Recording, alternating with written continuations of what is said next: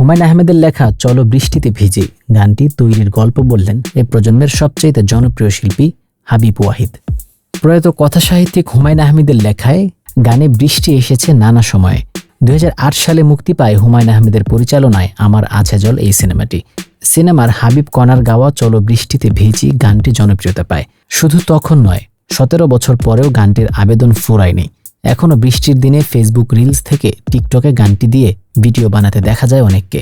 বিগত কয়েকদিনে এমন কাজ করতে অনেককেই দেখা গেছে।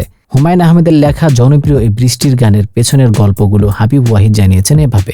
হাবিবকে সিনেমার গল্প আগেই শুনিয়েছিলেন হুমায়ূন আহমেদ। গানটি নিয়ে আলোচনা করতে এই গায়ককে নিজের বাসভবন ধানমন্ডির দক্ষিণ হাওয়ায় ডাকেন তিনি। অনেকটা ভয়ে ভয়েই সেখানে যান হাবিব। দুজনের আলোচনা শেষে হাবিব চলে আসেন। কিছুদিন পর গান তৈরি করে হুমায়ূন আহমেদকে শোনাতে যান তিনি। গানটি হুমায়ূন আহমেদের খুব বেশি পছন্দ হয়, কিন্তু এরপরেও যেন ঠিক খুশি হচ্ছেন না তিনি। কোথায় যেন একটু গন্ডগোল রয়েই গেল। হাবিবও সংশয়ের মধ্যে পড়ে যান, সমস্যাটা কোথায়।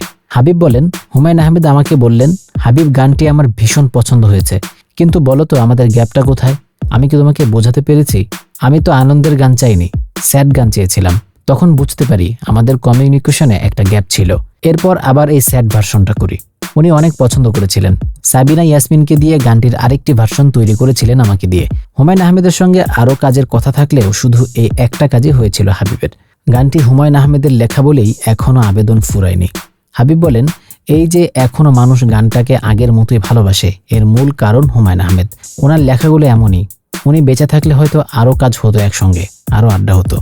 হুমায়ূন আহমেদের পরিচালনায় আমার আছে জল সিনেমা মুক্তি পায় 2008 সালে।